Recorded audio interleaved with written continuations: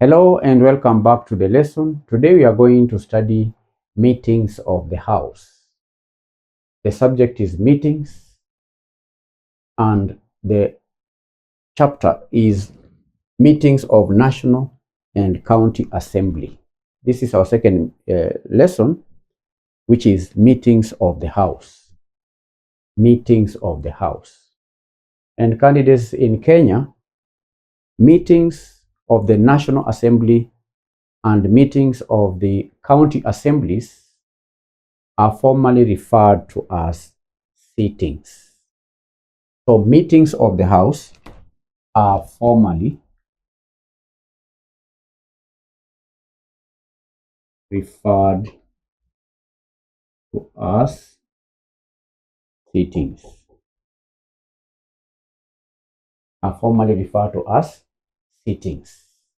And they are the core mechanism for legislative agenda and the core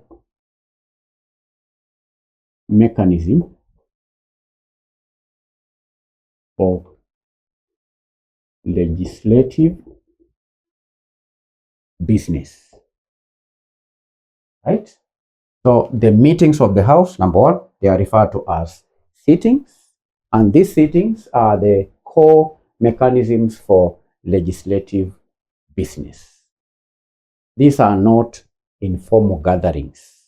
No, they are highly structured and legally binding events that are governed by the Constitution, governed by the standing orders and various statutes. All right. For candidates in this lesson, we will be studying the legal foundation for meetings, number one. Then number two, we are going to analyze the characteristics of House sittings. Number three, we will study the role of the Speaker. And number four, the categories of sittings. So by the end of this lesson, therefore, we should be able to explain the legal foundation of sittings. Number two, the characteristics of House sittings. Number three, the role of the Speaker. Then you should also explain the categories of sittings. So we are going to begin with the legal foundation of sittings. Number one, legal foundation of sittings. What is the legal foundation of sitting? Just as we studied in our last session, we made reference to section 124, that is article 124 of the Constitution, and section 14 of the County Governments Act. So article 124 of the Constitution empowers the House of Parliament to make standing orders in order to regulate their proceedings. So that is article 124 of the Constitution. Article 124 of the Constitution. Then we have section 14 of the County Governments Act. So the article 124 of the Constitution empowers the Houses of Parliament to do what? To make standing orders. To do what? To regulate their proceedings. Similarly, section 14 of the County Government Act empowers county assemblies to do the same thing. You understand? Yes. So that is the constitutional mandate. This is number one, constitutional mandate. Then number two, we have the standing orders. Standing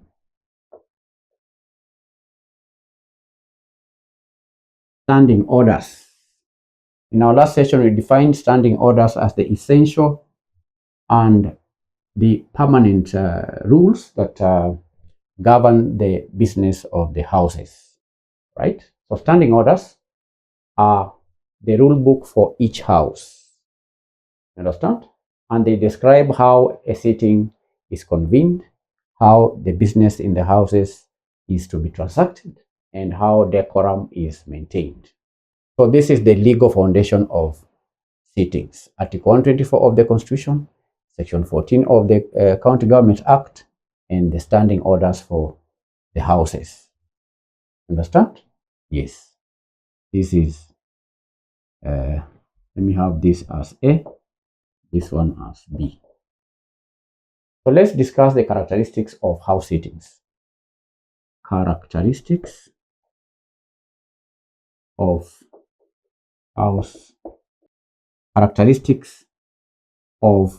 house sittings. Now, a sitting constitutes a period during which the house is engaged in business. That is a sitting. A sitting constitutes that period during which the house does what? The house is engaged in business. And the key features of a house sitting is the order paper. The order paper. That's the first characteristic of a house sitting. This is the official agenda for the day. The order paper is the official agenda for the day. Just like the meetings in companies, candidates, where you need to have an agenda. If there are meetings in the house, then there ought to be an agenda, and this agenda is represented by the order paper, which is prepared by the clerk under the direction of the speaker and the direction of the House Business Committee. And it dictates the sequence of events, ensuring that the House deals with matters in an orderly fashion. So the order paper is the agenda for that day. All right. Then number 2 is what we call the mace. The mace is a traditional symbol of authority, and the sitting is only validly constituted when the mace is in the chamber. It is a physical symbol. If the mace is not present, then the house cannot transact official business. So the mace is a traditional symbol of authority. And of course, candidates, when discussing issues to do with meetings, whether it is a company meeting, whether it is a board meeting, or a members meeting, or meeting in the house, or a sitting, one key characteristic of meeting that is official is quorum. Quorum. Don't forget quorum, candidates, which is a minimum number of members that must be present for a sitting to proceed. And if the required quorum is not met, then the speaker is obligated to adjourn that sitting. So this is a key feature of a house meeting, quorum. Number 4, presiding officer. Presiding officer. Now, every meeting must be presided over by the speaker, the deputy speaker, or another member elected by the house in their absence.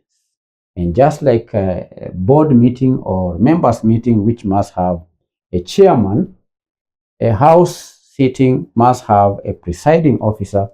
The designated presiding officer is always the speaker or the deputy speaker, but in the absence of the speaker and the deputy speaker, then there ought to be another member of the house who can preside over a house sitting. So the presiding officer is the final authority on all matters of procedure and decorum during a house sitting. So these are 4 characteristics of a house sitting. Now let's proceed to discuss the role of the speaker. Number 3, role of the speaker. What is the role of the speaker? The speaker is the governance anchor of the sitting. That is to mean that their roles include maintaining order, interpreting rules, moderating debate, and the speaker is also the official spokesperson of the house. So the first role is maintaining order. Number 1, maintaining order during a sitting. It is the role of the speaker to maintain order during the sitting, and the speaker has to ensure that members adhere to standing orders, they adhere to rules of debate, and also they ought to adhere to parliamentary traditions. Number 2, interpreting rules. It is the role of the speaker to interpret rules. When a procedural dispute arises, the speaker's ruling is final, and in cases not covered by standing orders, the speaker relies on the Constitution, the speaker relies on statutes, and also parliamentary precedents. Number 3, moderating debates. It is the role of the speaker to moderate debates by deciding who speaks, by ensuring balance between party leaderships, by ensuring that there is regional representation, there is gender representation, while protecting the rights of the minority. That is the role of the speaker, moderating debates. Number 4, official spokesperson.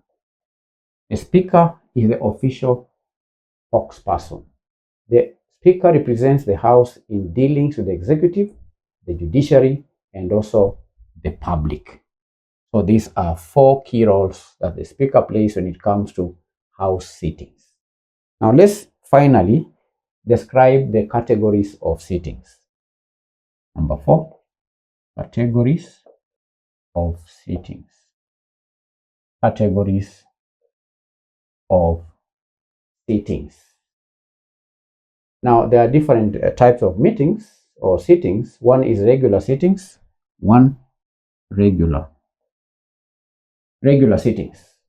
These occur on days that are designated by the House calendar. Then we have special sittings. What are special sittings? Special sittings are convened by the speaker outside the regular calendar, often upon request by the executive or for urgent business in order to address specific time-sensitive matters. For example, when the House is on recess and there is a matter that arising that is of public interest, the executive or the executive may request for the Parliament to convene to address the issue. That's what we're referring to as special sitting. Then number 3, there is what we call joint sittings. Joint sittings happen on rare occasions where the National Assembly and the Senate meet together, usually in the National Assembly chamber that is presided over by the Speaker of the National Assembly and assisted by the Speaker of the Senate. So these are 3 key or main categories of sittings, and that's the end of today's lesson on meetings of the House. In this lesson, we first of all defined meetings of the House, which you said are formally referred to as sittings, and they are the core mechanisms for legislative business. These sittings are not informal gatherings, but they are highly structured and legally binding events that are governed by the Constitution. And we've stated the legal foundation of sittings. That is number 1, Article 124 of the Constitution, Section 14 of the County Government Act, and standing orders. We've gone ahead in this lesson to discuss the characteristics of House sittings. 1 is the order paper, number 2 is the mess, number 3 quorum, and the presiding officer. Then we have analyzed 4 roles of the speaker: 1, maintaining order; 2, interpreting rules; 3, moderating debates; 4, official spokesperson. Then lastly, we've listed the categories of sittings: number 1, regular sittings; number 2, special sittings; number 3, joint sittings. In our next session, we continue to learn more about the meetings of county and the national assemblies. Bye-bye.